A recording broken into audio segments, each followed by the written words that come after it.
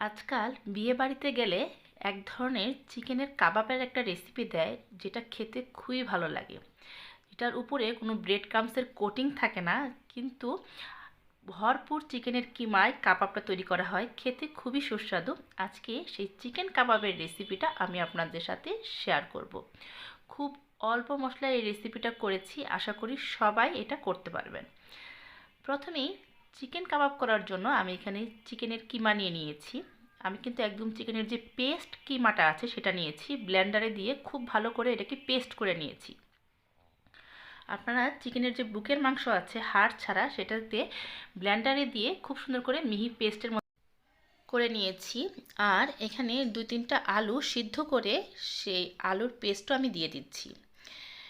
এই আলুটা দেওয়া হচ্ছে যাতে করে এই আমরা যে চিকেনের যে কাবাবটা বানাবো তাতে করে খুব সুন্দর একটা বাইন্ডিং আসবে।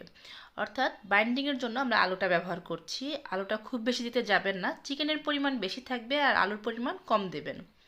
সাথে 3-4টার মতো পেঁয়াজ কুচি দিয়ে দিচ্ছি। পেঁয়াজটা একটু মিহি করে কুচি করে তারপর দিবেন। সাথে দিয়ে দেব স্বাদ মতো লবণ। আর এখানে আমি দিয়ে দেব 1/2 চা চামচ হলুদ গুঁড়ো আর 1/2 চা চামচ শুকনো মরিচের গুঁড়ো। আপনারা চাইলে কিন্তু এখানে আদা রসুনের বাটাও দিতে পারেন, কিন্তু আজকে আমি আদা রসুনের পেস্ট দেইনি। আর মরিচ গুঁড়োটা আমি আমার টেস্ট অনুযায়ী দিয়েছি, আপনারা যেরকম ঝাল খাবেন সেরকম ঝালটা বাড়িয়ে অথবা কমিয়ে দিয়ে নেবেন। এবার চিকেনের এই কিমার সাথে সব কিছু খুব ভালোভাবে আমি মিক্সড করছি। এটা কিন্তু খুব ভালো করে আমাদের মেখে নিতে হবে। আমার এই রেসিপিগুলো যদি আপনাদের ভালো লেগে থাকে তাহলে আমার চ্যানেলটা সাবস্ক্রাইব করে পাশে থাকা বেল আইকনটা বাজিয়ে দেবেন। আমি যখনই এরকম নতুন নতুন রেসিপি আপলোড করব আপনি সবার আগেই নোটিফিকেশন পেয়ে যাবেন। দেখুন আমি কিন্তু খুব ভালো করে চিকেনের কিমার সাথে সব কিছু মিক্সড করে নিয়েছি। এটাকে খুব ভালো করে মেখে নিতে হবে। হয়ে গেছে আমাদের চিকেনের কিমার পুর। এবার এটাকে আমরা ভাজার জন্য চলে যাব। এটা কিন্তু ভাজারও একটা টেকনিক আছে, সেটা হচ্ছে এগুলোকে ডুবো তেলে ভাজতে হবে। আমি একটু তেলটা বেশি করেই দিলাম। এবার কিমা থেকে ছোট ছোট বলের মতো করে আমরা সুন্দর করে ভেজে নেব। খুব বেশি দিতে যাবেন না, তাহলে কিন্তু এটা ভিতরে কাঁচা থেকে যাবে। আপনারা একটু আইডিয়া করে কিমাটা নিয়ে তারপর হাত দিয়ে সুন্দর করে এরকম শেপ করে গরম তেলে ছেড়ে দেবেন। আর আমি কিন্তু উপরে আজকে কোনো ব্রেড ক্রাম্বসের কোটিং দেইনি। আপনারা যদি চান তাহলে এই সময় এই চিকেনের কাবাবটার মধ্যে ডিমের চুবিয়ে চাইলে ব্রেড ক্রাম্বসের কোটিং করেও আপনারা ভাজতে পারেন, সেটাও খেতে ভালো লাগে।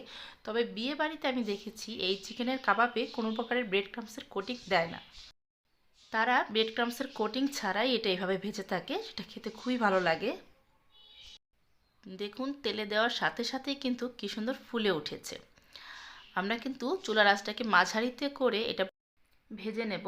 একটু সময় নিয়ে ভাজতে হবে। যখন দেখবেন যে দুইটা পাশ গোল্ডেন ব্রাউন কালার হয়ে গেছে তখন তেল ঝরিয়ে আমরা নামিয়ে এটাকে সার্ভ করব।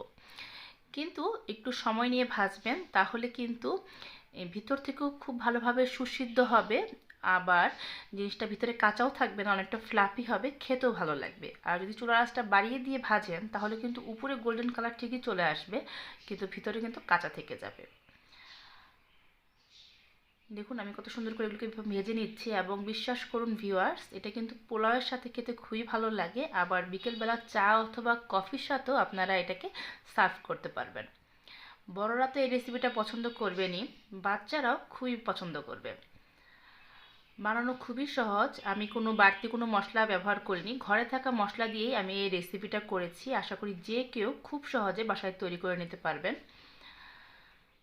আমার এটা কিন্তু অনেকটাই ভাজা হয়ে গেছে। দেখুন কত সুন্দর গোল্ডেন ব্রাউন কালার হয়েছে, এবং আপনারা একটু লক্ষ্য করলে দেখতে পারবেন কি সুন্দর একদম কেকের মতো ফুলে উঠেছে, এবং ভিতরটা কিন্তু অনেক ফ্লাফি হয়। এটা খেয়ে ঠান্ডা হয়ে গেলেও খেতে খুবই ভালো লাগে। আমি তেল ছড়িয়ে এগুলো একটা সার্ভিং ডিশে উঠিয়ে নিচ্ছি।